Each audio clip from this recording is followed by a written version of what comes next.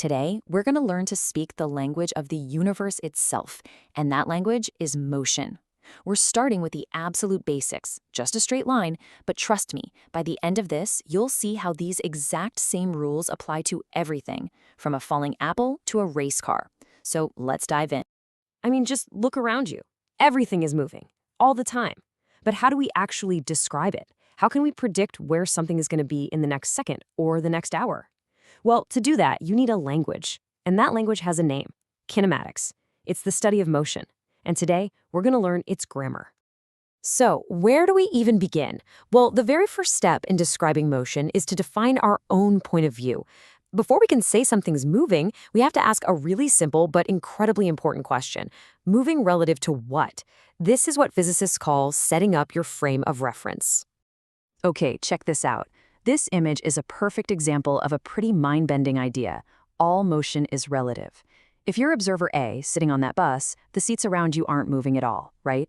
But if you're observer B standing on the street, those exact same seats are zipping by. So who's right? The thing is, they both are. It all just depends on your frame of reference. This brings us to the golden rule of kinematics. You get to decide where your starting line is, your origin, and you get to decide which way is positive. Up can be positive or down can be positive. It's your call. But, and this is the important part, once you make that choice for a problem, you have to stick with it. Consistency is everything. All right, so our stage is set. Now let's meet two of the stars of the show, distance and displacement. Now, they sound super similar, and people mix them up all the time. But in physics, they tell two totally different stories about an object's journey. Just take a look at this. Distance is the total ground you covered. It's that entire winding path, every single step. Think of it like the odometer in your car. It only goes up. But displacement, that's different. Displacement is just the straight line from where you started to where you ended up.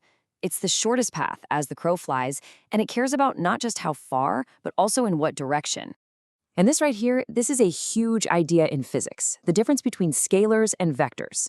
A scalar, like distance, is just a number. It has a magnitude, a size, like 10 miles. But a vector, like displacement, has both a magnitude and a direction, so it would be 10 miles east. This distinction is absolutely crucial because it's the exact same difference we're about to see between speed and velocity. So now we know how to talk about a change in position. What's the next logical question? Well, how fast did that change happen? And that's what brings us to the ideas of velocity and acceleration. And guess what? We see that same scalar vector idea pop up again. Speed is the scalar. It's just how fast you're going, your total distance divided by time. But velocity, that's the vector. It's your displacement divided by time, which means it has a direction. So if you're moving in what we decided was the negative direction, your velocity is negative. It's as simple as that. Okay, but what happens when you're not just cruising along at a steady pace? Well, anytime your velocity changes, and I mean anytime, whether you're speeding up, slowing down, or even just changing direction, that's called acceleration. Hitting the gas pedal is acceleration. Hitting the brakes is acceleration. Even turning the steering wheel is acceleration because you're changing your direction. All right, lean in for this one, because it's probably one of the biggest aha moments in introductory physics. It's a classic brain teaser that trips a lot of people up. An object can be completely stopped with zero velocity and still be accelerating. How on earth is that possible? Just think about throwing a ball straight up into the air. It goes up, slows down, and right at the very, very top of its path, for just a split second, it stops. Its velocity is zero. But is it accelerating? You bet it is. Gravity didn't just turn off. It's still pulling the ball down constantly. In that moment, gravity is busy changing the ball's velocity from an upward one to a downward one. So zero velocity, but a constant acceleration of negative 9.8 meters per second squared. Okay, let's take a breath. We've got our core concepts down: position, velocity, acceleration. Now that we have these building blocks, we can finally open up the toolkit that physicists use to see, analyze, and even predict motion.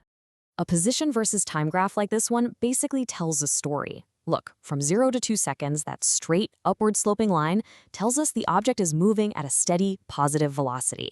Then, from 2 to 4 seconds, the line is flat. What does that mean? Its position isn't changing, it's just sitting still. And after 4 seconds, see how the line curves upward? That curve is the telltale sign of acceleration. It's speeding up. And now, for the really cool part. Okay, I know these look like a bunch of intimidating formulas, but I want you to think of them as your new superpowers. Seriously, With these three equations, you can figure out anything, like how fast a car was going before it hit the brakes, or how long a cliff diver is in the air. The only catch? They only work when acceleration is constant. So these are the big three. Think of them like three different tools. Each one connects all our variables: displacement, velocity, acceleration, and time.